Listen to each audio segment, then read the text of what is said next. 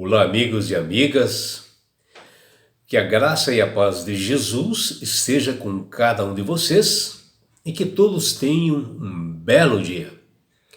Vamos estudar a lição?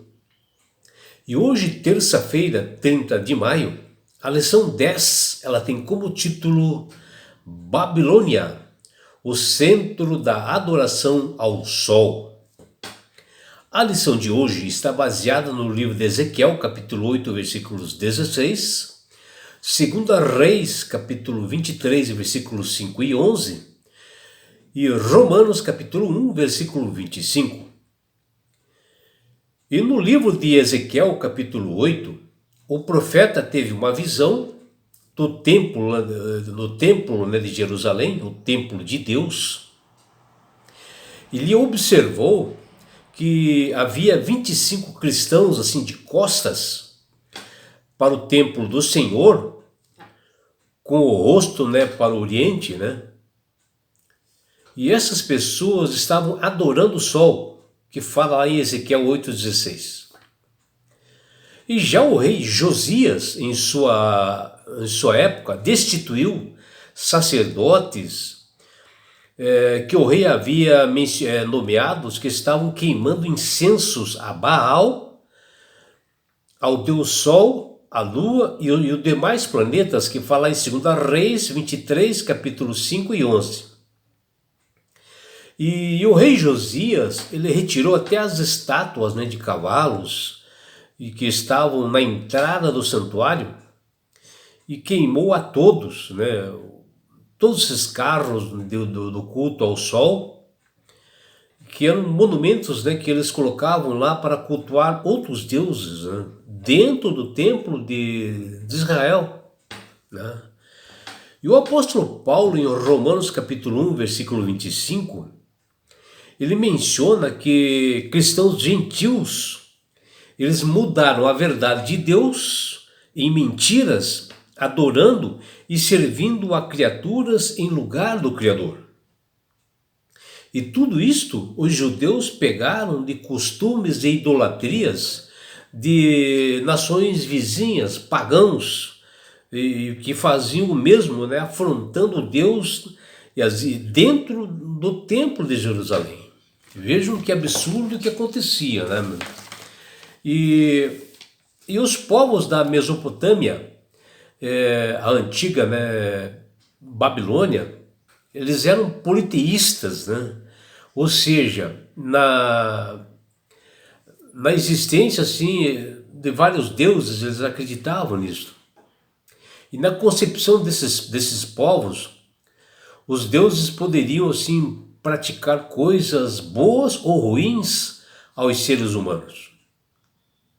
Porém, eles não acreditavam em vida após a morte.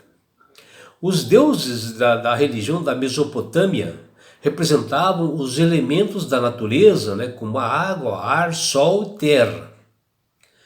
E em Ezequiel 8,16, o profeta teve uma visão do templo de Jerusalém, e ele viu 25 cristãos de costas para o templo de Deus, com os seus rostos virados, e direcionados para o oriente, onde nascia o sol, e ali eles começavam a adorar, que está lá em Ezequiel 8,16. Já o famoso rei Josias, em sua época, ele retirou e destituiu todos os sacerdotes que os reis haviam nomeados,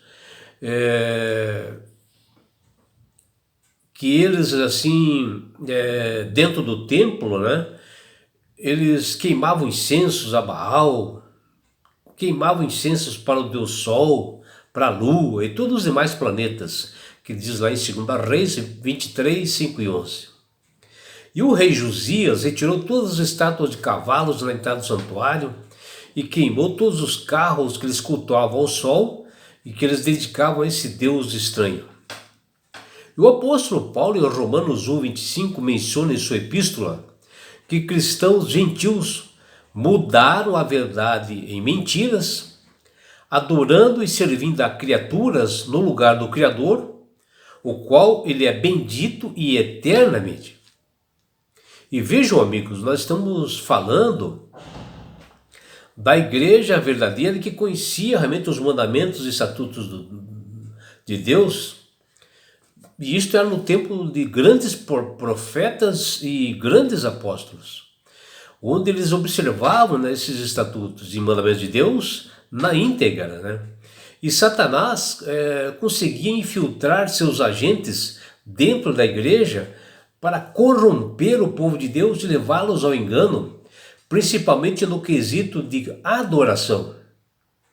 E aqui nós vemos que a vida cristã, ela pode ser afetada por pequenas coisas visíveis ou invisíveis dos nossos olhos. E assim a Bíblia nos alerta aos possíveis enganos de Satanás no fim dos tempos, porque Satanás sabe que seus dias são contados e ele quer levar o maior número de pessoas possíveis. E ele quer embriagar, né, com o vinho da Babilônia. Que são essas falsas doutrinas, né, ensinamentos errados que podem levar à morte espiritual, que é um verdadeiro veneno para a nossa vida, porque às vezes nós demoramos para perceber o perigo espiritual que está diante de nós.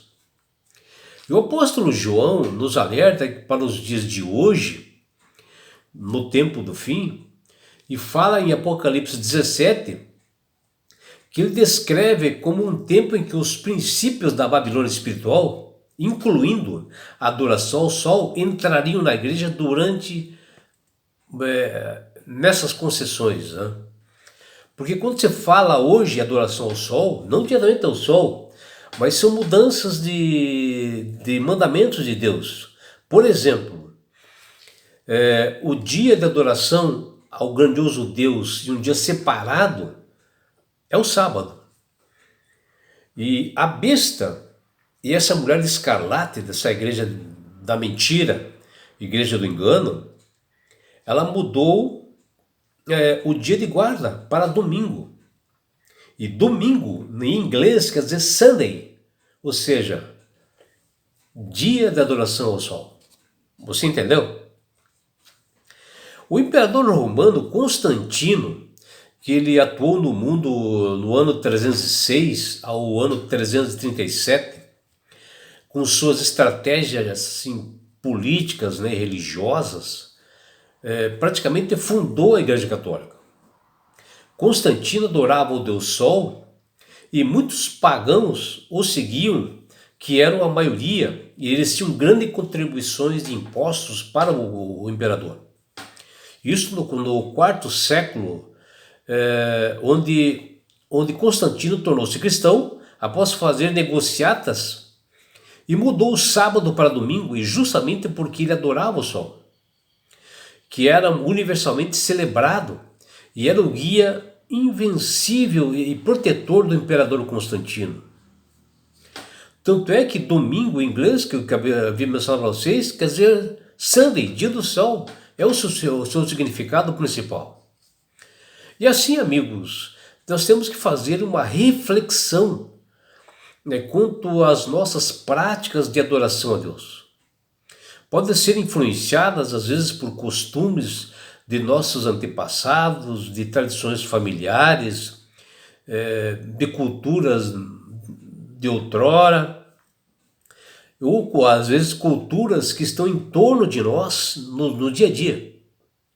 E às vezes nós demoramos para perceber que essas crenças e rituais que nós seguimos por tradição de nossos pais podem ser origem de práticas pagãs, como por exemplo a adoração ao sol. Se nós olharmos em um pôr do sol, veremos que ele é maravilhoso, ele é lindíssimo, né? Ficamos assim maravilhados diante daqueles raios brilhantes do sol, aqueles raios assim dourados, né? Se espalhando por todo o ambiente, pelo céu, pela vegetação. E ali o sol fica trazendo vida, luz, desenvolvimento, né, para as plantas. E seria muito fácil compreender por que os antigos povos até inteligentes, com culturas milenar, como a Babilônia, serviam adorando o sol como seus deuses. Porém, ao vermos ao longo da história, essa adoração se misturou com a verdadeira fé cristã e chegou até os nossos dias. Nós que seguimos verdadeiramente fiel a Cristo. E isto é uma manobra que Satanás se utiliza para desviar o foco na adoração a Deus de Jacó, o Deus verdadeiro que tudo criou. No ano 321 depois de Cristo, o imperador romano Constantino aprovou a primeira lei dominical, que falava o seguinte: no venerável dia do sol, que os magistrados e as pessoas que residem nas cidades descansem e que todos os estabelecimentos sejam fechados. Eu, quando era criança, aos domingos, o comércio todo domingo, era bares, cinemas, tudo era fechado aos domingos. Não faz muito tempo, né? Vamos dizer assim, relacionado a tudo que nós vimos aqui já da igreja, né? E com essa atitude do imperador Constantino, fortaleceu a observância do domingo na mente de todas as pessoas por muitos anos, de geração em geração, e chegou até nossos dias. Tanto é que muitas décadas depois, imperadores, papas, continuaram a estabelecer o domingo como o único dia da adoração. E afrontando a lei divina, que estabeleceu o quarto mandamento, ou o sétimo dia, isto de descanso, desde lá do Éden. O sábado foi criado antes da fundação do mundo, como o dia de guarda, de descanso. Por isso, meu amigo, minha amiga, a nossa proteção contra essas mentiras, essas doutrinas falsas, é nós se apegarmos à palavra de Deus, às Sagradas Escrituras. Estudar diariamente, buscar uma consagração todos os dias, fazer um culto referencial todas as manhãs, buscando ser batizado pelo poder do Espírito Santo e alcançar, ser ungido por Deus. E é por isso, meu amigo, minha amiga, que Deus tem falado com todas as pessoas através do Espírito Santo, para que aceitem Jesus como Salvador e Senhor. Porque quando você aceita Jesus como Salvador e Senhor, você passa a ser uma pessoa sábia, uma pessoa inteligente, uma pessoa que tem entendimento, uma pessoa que sabe manusear bem as Sagradas Escrituras e vai entender perfeitamente que o dia de guarda é o quarto dia, que o dia de guarda é o sétimo dia, o quarto mandamento, né? Ou seja, o sábado. O dia de oração é o sábado. É um dia de sinal entre Deus e os homens. E não é só isso, meu amigo, minha amiga. Quando você aceita Jesus como Salvador e Senhor, Deus dá esse presente para você que chama-se salvação. E com isto, Jesus vai levar-te para as mansões celestiais, um lugar onde não há mais dor, mais morte, mais aflições, não haverá perseguições mais. E você sabe por que Deus quer fazer isto com você, meu amigo, com você, minha amiga? Porque Jesus te ama. Abraços do seu amigo João Carlos Amorim.